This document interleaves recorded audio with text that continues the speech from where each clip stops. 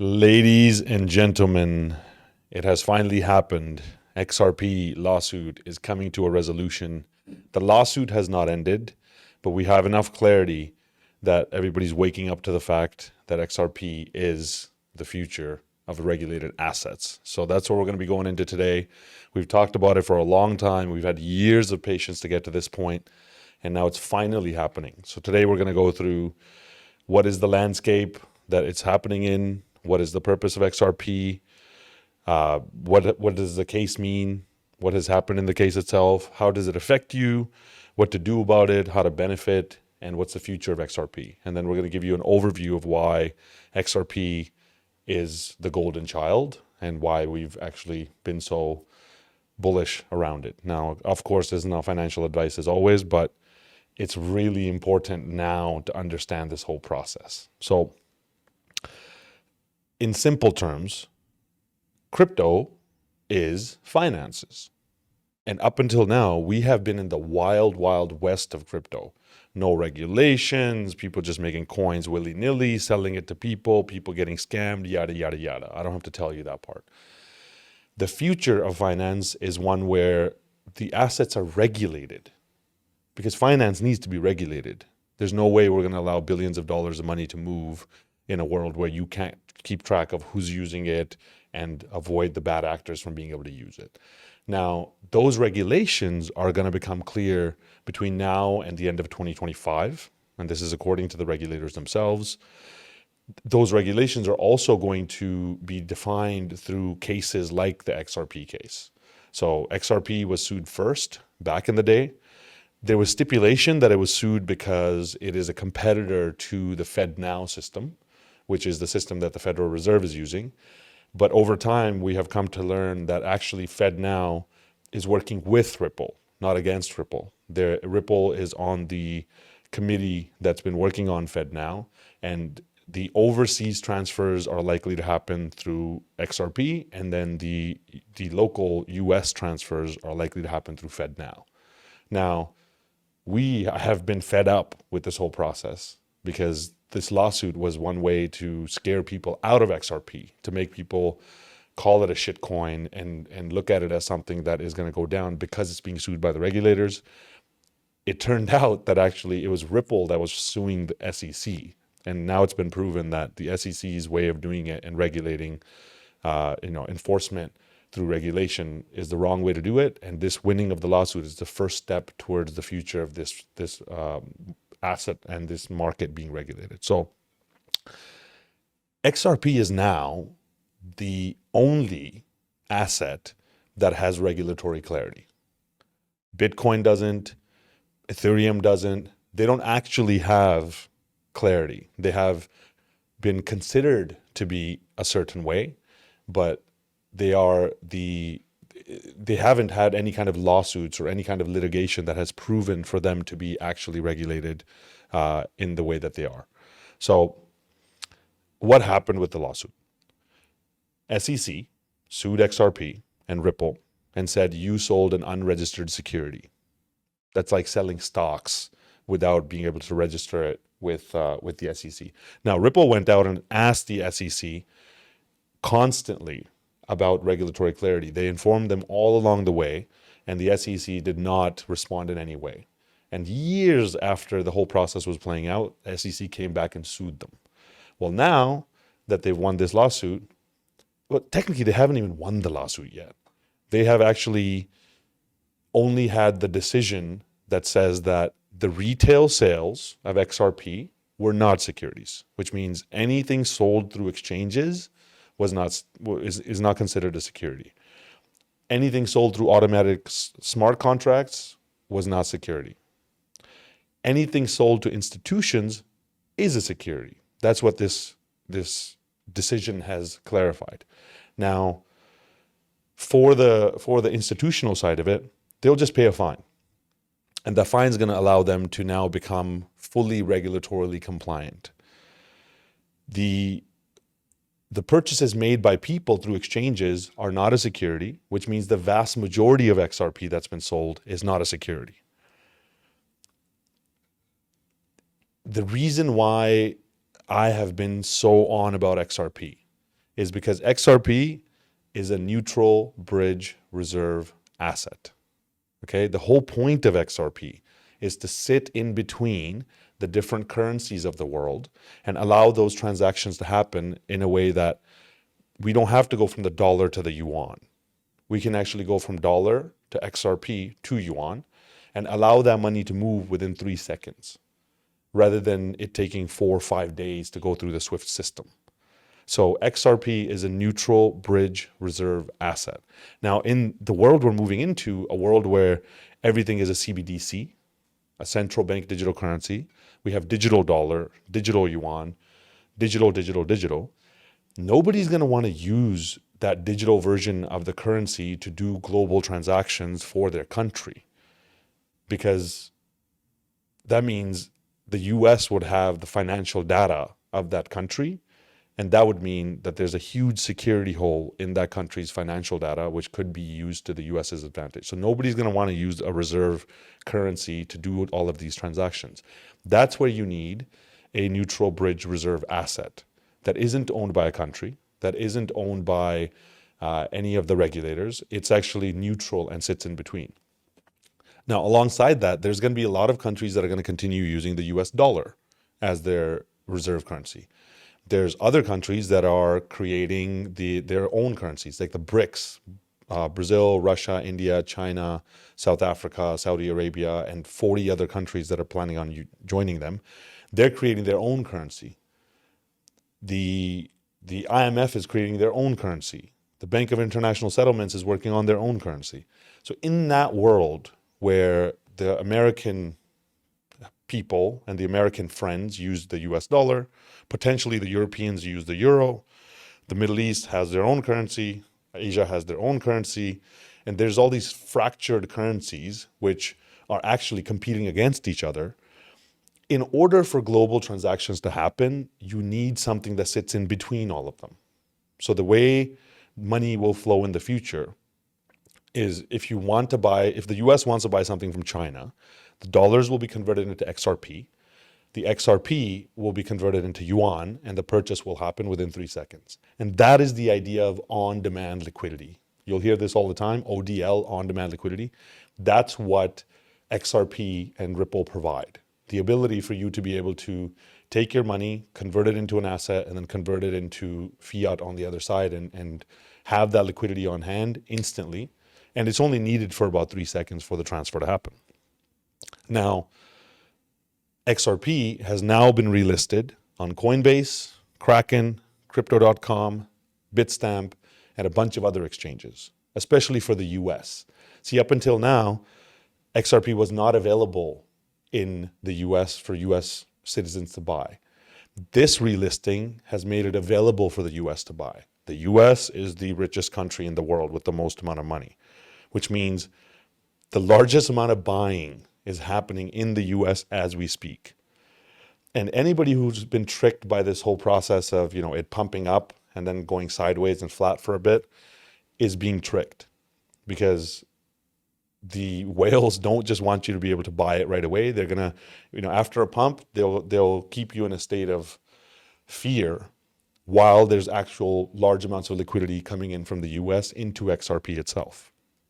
Right now, US volume is going through the roof. So we'll actually put it up right now. If you look at Fiat Leak, you can see that there's about 1 million transactions happening per minute.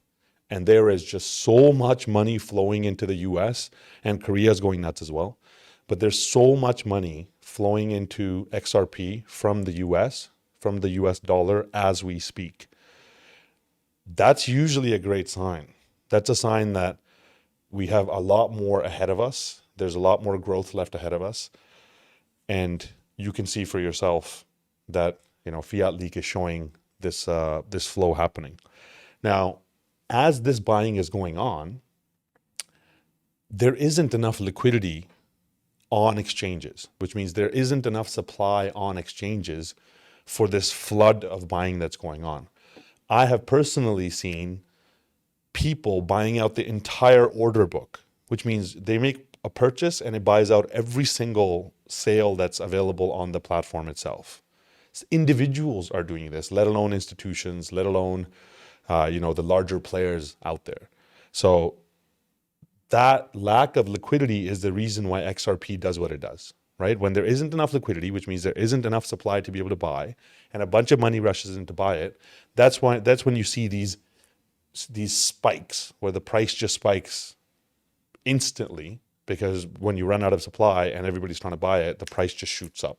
Okay. That's also the big reason why XRP moves the way that it does, because it's not like many of the other coins, especially now that it was taken off of exchanges and it's been put onto exchanges. Now, all of that together, XRP has regulatory clarity, is necessary for global transactions, has just been opened up to the US, which most of them haven't been able to buy for a long time, is hot in the news. All of that together, combined with the lack of actual supply, means that everything is pointing towards some massive action happening within XRP going forward. Now, one thing that the whales know is that the XRP army is a die-hard army. That's why they call it the XRP army. They're soldiers. They don't like to sell, because over the long term, if you look at the 10-year scale of XRP, it is going to go to numbers that won't even make sense, especially when you combine it with all the money that's going to be printed and pumped into the system. Dollar denominated value of XRP is probably in the triple digits by 2030. So the XRP army, the people, are looking towards that as the end goal. And so many of them, a lot of them, do not sell along the way, even when the prices spike. That is not wise as far as I'm concerned. Okay? That is the whole point of getting into any of these assets, is to sell them and take profits, right? We have been in this for now years, waiting for this process to play out. I remember people were like, why don't you buy Luna? XRP is not going anywhere. Why don't you buy Luna? Luna's making us so rich. And Luna didn't go to the Muna and disappeared with everybody's money, okay, while XRP did nothing for a long time. And now, while the rest of the market has gone the way that it has, gone to shit, Ripple on its own, XRP on its own, is moving the market by itself. So this is also a very important lesson to learn, that if you're patient and you buy stuff that is valuable, that has a use case, that has a lot of reasons behind it to buy, that's always going to be better than chasing the pepes and trying to get rich overnight. Usually those people end up becoming broke overnight, and the XRP people, as long as they take profits, have the potential of making generational wealth in this time.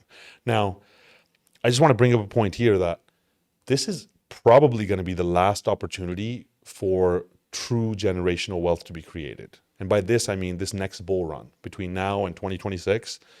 This pump of liquidity coming into the markets is probably going to be the last opportunity to make the kind of insane returns that have been made in crypto itself. And here's why.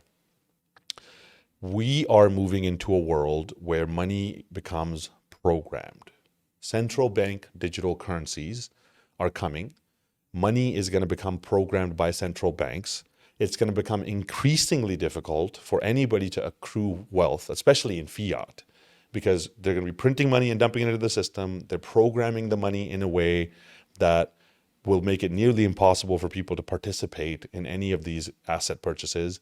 The people who have not transitioned themselves to the asset side of things are going to suffer hard in this process.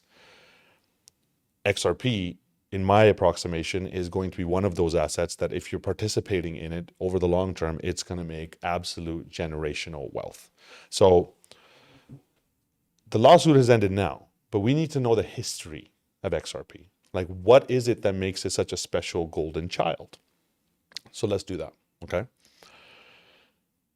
The new banking system that's coming out, that has been launched already, and the implementation completes by November of 2025, is called ISO 20022. Okay, it's a messaging standard. It was started in 2004. The way money moves today is when somebody wants to transfer something, you have to send a message through the SWIFT system. The SWIFT system is that it doesn't actually move money. It's just a messaging system that messages to the person on the other side or the institution on the other side that you want to transfer funding. It reports who's transferring it. It confirms that the person has been verified, and then the transaction actually takes place. The new system that's coming out, this ISO 20022 messaging standard, makes it so that anytime any penny wants to move in the fiat system, it will be auto-reported to all of the regulators, auto-taxed, auto-KYC'd, auto-social credit score checked, connected to digital IDs, and confirmed through all of the regulatory frameworks before the money moves. Now, what that does is it makes it so that money can move very quickly, because the messaging standard is built in a way that computers can trade back and forth without institutions having to do as much manual work. But what it also does is any systems that are compliant with ISO 20022 messaging standard will function with it. Any of them that are not compliant will not function with it. And the only cryptos that we know, not the only cryptos, some of the cryptos that we know are compliant with this new messaging standard are XRP, XLM, Algorand, and a few other ones. And the way this system is set up is, so the way the old system set up is when you want to convert dollars to, let's say, Indonesian rupiah, there's about $5 trillion of money that sits in accounts called Nostro Vostro accounts, which means mine and your accounts. So effectively, JP Morgan, the bank, has tons of money sitting in Indonesia as Indonesian rupiah and tons of money sitting in the US as US dollars. When somebody from Indonesia wants to make a trade with the US, let's say we want to send Indonesian rupiah and receive US dollars on the other side, a request is sent through the SWIFT system to make that transfer happen. The money from this side is put into your bank. The bank then transfers it to JP Morgan. And JP Morgan puts it into that account that has Indonesian rupiah sitting there. Then it gets locked up for days, especially if it's the weekend. It gets locked up for days until the dollars are released from the bank account on the other side. This is a terrible system. It takes up to 5 days for money to transfer. It also means trillions of dollars of liquidity has to sit in bank accounts going to waste for that process to play out. And it slows down the transfer of value, because I could send $1 billion, and if it transfers within 3 seconds, I could send it again and send it again and send it again. So that same amount of money could actually be used to create so much more value and so much more commerce in the world, but it just moves so slowly that it slows everything down. Now, XRP gets rid of all of that, because what XRP does is, if I want to send Indonesian rupiah to the US, the same ISO 20022 messaging standard is used to confirm the transfer itself. The Indonesian rupiah gets directly converted into XRP. XRP has on-demand liquidity available inside of it, so you don't need to have a bunch of money sitting in bank accounts. It instantly gets converted, and the XRP within 3 seconds gets converted into US dollars on the other side, and the transfer completes. It's a way simpler process.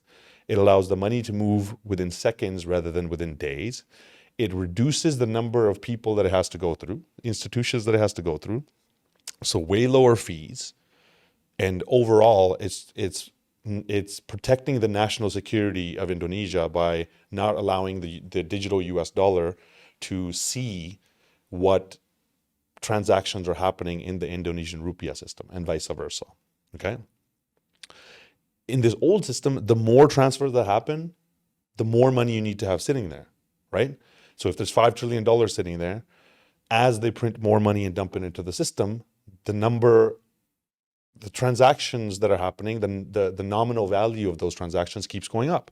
So that means they need more and more money sitting in those bank accounts, which eventually becomes unfeasible. And we're already at that stage where it's starting to become unfeasible. That creates a liquidity crisis. You probably heard this word multiple times, right? Liquidity crisis. It just means there isn't enough money sitting somewhere for the transfers to keep happening. Because remember, when you send it, that amount of money gets locked up. So if there isn't enough money to lock up to allow the transactions to happen, then the global system we can't send money back and forth. Okay.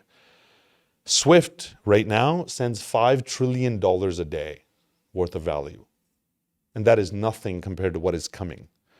So that a lot of that transfer and a lot of that flow will happen on XRP.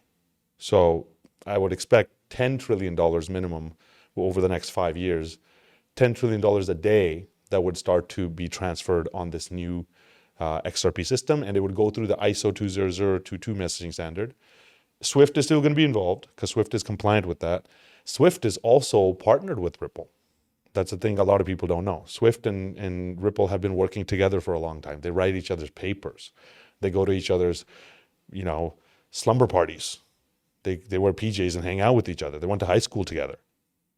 But then they kind of split up and they went their own ways. But they kept in touch, and now they're starting to become bed buddies again.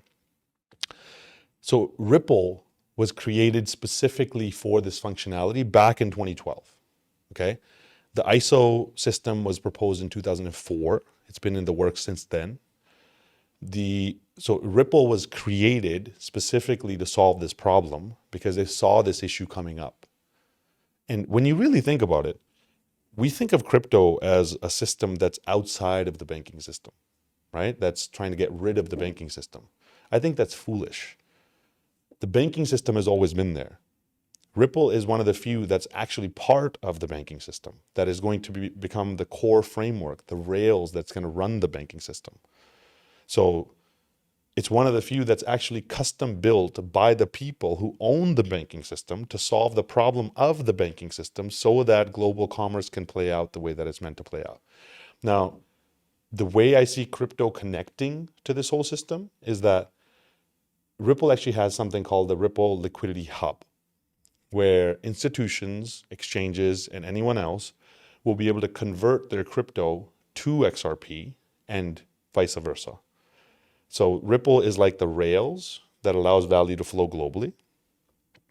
Crypto is like an ecosystem, a market that sits upon itself, but then connects down to the fiat system through the off-ramps. And that's basically what makes Ripple an interledger protocol.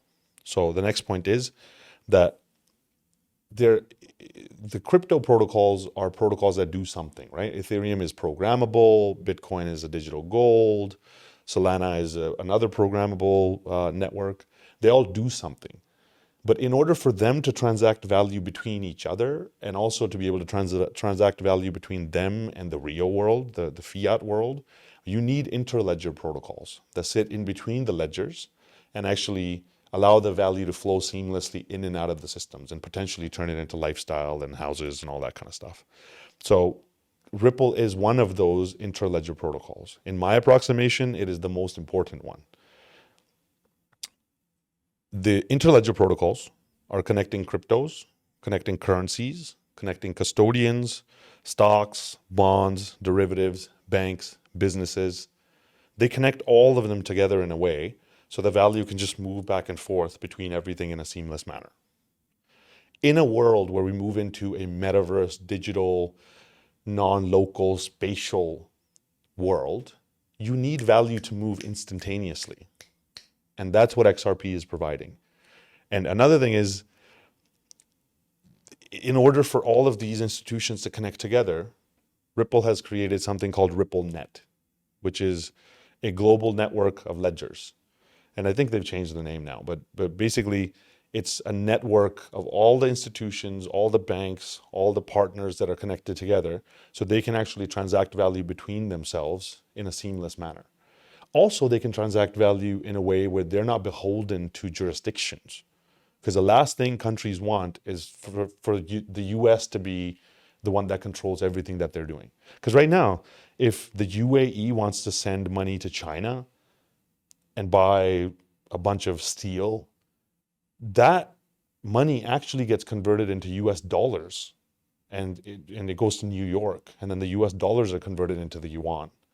That is a stupid system because now the US controls all of that. They can cut you off like Russia and do all of the bullshit that has been this old system. And this new system, all of them can connect together and communicate with each other. This RippleNet system is a real-time system. There's no weekends. There's no nothing. The transaction costs are pennies. They're actually less than a penny for the transfers to happen because it's just the cost of running the actual system itself. It's extremely energy efficient. So anybody who's worried about the environment, but even more than that, worried about the ESG compliance, which is the environmental, social, governance and compliance that's becoming the one of the most important pillars of business these days, it is ESG compliant. All of this means that, in my approximation, XRP is integral to the banking system itself. It is the rails, the core that the banking system is being built around. And this is coming from developers who are developing the banking system itself. And they've said that XRP is the only blockchain that is custom built to fit exactly onto the banking system the way that it runs today. Because the protocol is set up so that you have to have a central bank of central banks, the Bank of International Settlements. Then you have to have central banks that control the policy within countries, like the Fed. Then you have to have banks that actually control the accounts. And then you have users who are the end users like us. XRP is the only blockchain that is built exactly like that. It doesn't function if you don't have all of those players in place and the decision making isn't being made by all of them. Do you think that's a coincidence? No, it's made by the people who own the banking system. So of course they built it to custom fit onto the banking system itself. Now, right now, the global reserve currency is the US dollar. All of the transactions go through the US dollar. The future isn't that. The future is a fractured set of different currencies. This neutral bridge reserve currency is actually it's the process of the shifting of the global power beyond the US to the one world government, right? XRP is not from any country. It's not from the US. It was built by a company that's based in the US, but it is not owned by that company. They're just a custodian of it. It is a jurisdictionless asset. It's an international asset. It doesn't have anybody controlling it except for the people who own the XRP itself. A lot of people don't know this, but it's backed by Google, Peter Thiel, who actually set up PayPal, Facebook, Palantir, Andreessen Horowitz got into it. Those guys know what they're talking about. It's partnered with Swift. It's partnered with Santander Bank. It's partnered with SBI Asia.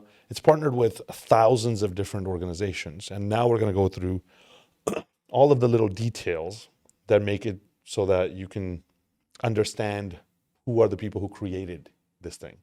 Because it's in this world, you simply have to look at who owns the world and if they're involved in an asset for you to be able to see if this is the asset that's going to be worth it long term. So who's involved and where are they coming from? Chris Larsen, who is the executive chairman, he was the member of FinTech High-Level Advisory Group at IMF and HSBC's Technology Advisory Board. So he's coming from the IMF. Those guys know what they're talking about. Susan Athey is a senior economic consultant to Microsoft and Ripple's board members. She is responsible for the partnership between Ripple and Bill and Melinda Gates Foundation. You know who those guys are. They're up to some stuff over there, okay? Ken Kurson is a director who is closely related to the Trump family. Gene Sperling was a chief economic advisor of Hillary Clinton and served as the National Economic Council Director and National Economic Advisor under President Clinton and Obama. David Schwartz, the legend of XRP, actually used to work for the NSA. And he's one of the people who helped create the cryptography that Bitcoin runs on and everything runs on. And NSA, CIA, all of them are people who run the world, if you haven't noticed. I don't know if you know this. Pro tip. The CEO, Brad Garlinghouse, is a member of the World Economic Forum and literally writes the papers that the World Economic Forum releases. If there's anybody who is the future world power, it's those guys. Ripple is literally listed on the World Economic Forum's website and on their documents as the technology to run the new banking system. Please have a read. Tell me if you find anything otherwise. Susan Athey joined Ripple shortly after attending the Bilderberg Group meeting in 2013. You see all these names coming up? These are all the ones that, if you know what you're talking about, are the people who run the world. Peter Thiel, we've already talked about. He's one of the early Ripple investors, and he has built some of the biggest payment and other systems in the world, like Facebook and PayPal. And he's always at the Bilderberg meetings. Bill Clinton is another member of the group who keynotes at Ripple Swell. Ben Bernanke, the former Federal Reserve Chairman, regularly participates in those meetings and keynotes for Ripple, including in 2017. Miguel Villas from CME Group is one of the executives within Ripple. Okay, CME is a very important player. Paul Dwyer is a board chairman of the Money Services Business Association. The MSBA works directly with the Securities and Exchange Commission. They're basically a regulator.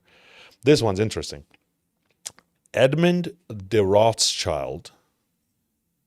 The Edmund de Rothschild Fund owns part of Ripple through SBI Holdings. The Rockefeller Foundation is working on Ripple. Bank of America, SBI Bank, American Express, Santander, World Economic Forum, Bank of International Settlements, the Federal Reserve, Central Bank of Japan, Central Bank of Saudi Arabia, Bilderberg Group, Bank of England, Royal Bank of Canada, American Express, Standard Chartered, Westpac, Axis, Yes Bank, National Australia Bank, First Gulf Bank, UBS, PNC, JP Morgan, Bank of America, all of them are partnered with Ripple. I could just keep going and going and going and going and going. Over 350 banks and over 3,000 financial institutions in 150 countries and 120 currencies are partnered with Ripple. Do you think that means anything? I don't know. You make your own assumptions. Ripple holds the patent on on-demand liquidity. Like I've said many times, it is one of the biggest issues in the world that all this money has to sit in the middle and we need liquidity to do transfers. Ripple has the patent on on-demand liquidity, which means it's the only one that's allowed to serve that functionality, which is at the core of the banking system. It is purpose-built from the ground up to be the service that creates the new banking system. Like we've talked about, it's literally built to fit in perfectly into the financial system itself. They have created federated side chains, which will create exactly what Polkadot is trying to do by allowing parallel chains that can settle on the main chain. Effectively, people will be able to create their own chains and create their own business models that will then come back and settle on the XRP blockchain through XRP itself. Ripple's building ERC20 compatible smart contracts. So all the value from Ethereum can actually flow into Ripple seamlessly, directly, without having to go to the banking system. Ripple's system called Flare allows wrapped assets. So you can take any crypto out there and actually bring it into Ripple just by wrapping it. And if you don't understand that, in simple terms, you can actually connect the value of any asset, digital asset, to Ripple itself. Flare's finance will run DeFi through this functionality. Ripple is working with all the central banks that we can see, including the Bank of International Settlements, to pilot CBDCs on private ledgers. They literally have an app to create CBDCs. Just one click and you can create a CBDC. And trust me on this, I know for sure that they are doing it, and they are doing it with different countries. As this lawsuit comes to an end, this global deployment is starting to show globally. This global deployment is starting to show globally. What a profound sentence. Sometimes they say some of the deepest stuff, so smart. But as this lawsuit is coming to an end, we can now start to see all of the work that's been done in the background. The XRP army has been pointing this stuff out for a long time. Now, like the Bank of Japan just came out and admitted that they are connecting with Ripple.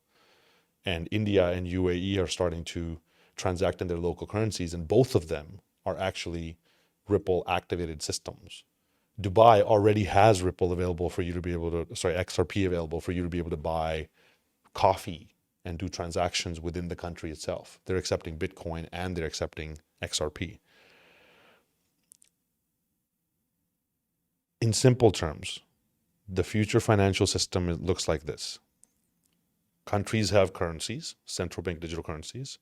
Ripple sits in the middle, XRP sits in the middle, and allows the liquidity hub to convert any value either through fiat or crypto into XRP, let it flow through the Ripple network, following ISO 20022 compliant systems. On the front end, we have Algorand as the public-facing blockchain that allows institutions to let value flow. We have XDC and Corda, which is the private, non-public facing value mechanism that allows institutions to be able to use the system itself. And then it all gets converted into the local fiat currency and spent in the country itself. That's what the new system looks like. Other than that, it's whatever. Okay? All of the other cryptos that exist out there today do not have this as a functionality. I'm not saying they're not valuable, but for me, if I'm going to make a trade, I like to focus on things that clearly have such a giant value proposition that the world hasn't recognized yet, that we can buy it knowing it's going to add that value in the future. If $5 trillion is being transferred per day today, and we're going to print probably 10 times as much money in the next 10 years and pump it into the system, that's $50 trillion per day that needs to flow. And if $50 trillion need to flow on an asset, then that asset has to have a high enough value for it to be worth. It's not actually worth 50 trillion because you only need it for 3 seconds, but you get the idea. It has to be extremely valuable for you to be able to convert your local currency into this asset at that price, and then allow that $50 trillion to be able to flow back and forth. Now, you're probably asking, okay, I get all of this, but what should I do? What you should do is follow your own strategy. You should already have a plan built of how you want to participate in this future world. If you have that, now's the time to follow it. Because as assets pump, especially XRP, as it pumps, in this time, people make 2 mistakes. One is that they let their emotions take over. You get excited when it pumps and you get fearful when it drops a little bit. Always keep that out of the way. Secondly, either people don't take profits because they think I'm just going to hold it forever and this party's just going to go on forever, which it isn't. It's going to pump and then it's going to crash. It could crash now, it could crash a little bit later, but it's going to crash for sure. So along the way, take profits. Okay? Again, not financial advice, but here's how I would do it. I put in some amount of money. It goes up to a certain level, and then I just take out the money that I put in at least. Because the first goal always is just to get the money that you put in out. Don't get too greedy. Take it out at a point where you have enough, where you feel like, whatever you've left in the market is valuable, and getting your own money out is valuable. If you're a low risk person, you would not wait too long to do that. If you're a higher risk person, you would wait longer to do that. Then after you've taken your initial investment out, start using stop losses so that you have a floor set on where you're out of the market completely. Now, trend-based stop losses is a good strategy to use. But remember, with trend-based stop losses, what you're doing is as the asset is making higher highs and higher lows, you're moving your stop losses up accordingly. Now, here's the biggest fault of that strategy. When assets like XRP turn around and fall, they fall so quickly because people realize they're being overvalued and eventually nobody wants to buy them. So even if you have a trend-based stop loss, or you just have a stop loss set that at this price sell it, if nobody wants to buy it at that price, it's still not going to sell. So there's no guarantee that you're going to be able to get out of the market. So at the least on the way up, take your profits.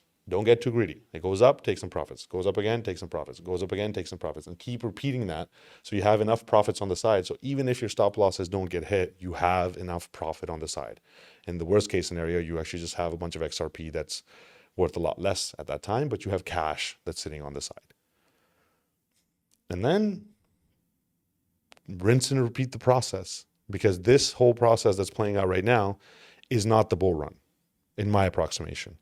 It's the beginning of the shifting towards the bull run, but it isn't the main bull run where all of the assets go crazy and pump. Remember, like Raoul Paul says in his Everything Code, the time when that bull run comes is when they print money and dump it into the system, period.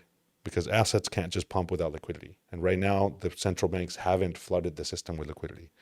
This pump is the FOMO pump, where the goal is to get everybody in and complacent to a point where we think that this is that big bull run that's coming.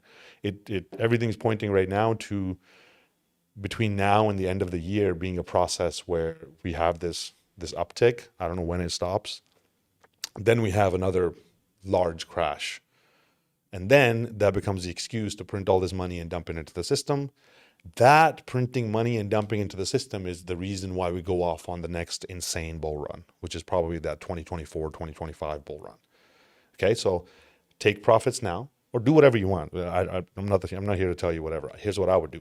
I'm going to take profits now along the way and get as much cash on the side as I can, wait for the next crash, go back in and buy a bunch of stuff, and then ride that bull run up, make that final exit, and then go live on a beach, on an island. Oh, never mind. I'm already on an island on a beach. Then I'm just going to keep living my life the way I am. Probably go live on a farm because, beyond that, life is just great. Anyways, I'm out of it today. So hopefully this made a lot of sense. It's here. The time is here that we've been waiting for such a long period of time. So please make the most of it. Please take this information for what it is. If you find something else, send it to me. And please get ready for some fireworks because Ripple is here to blow your fucking mind. Okay? We'll see you next time. Love you.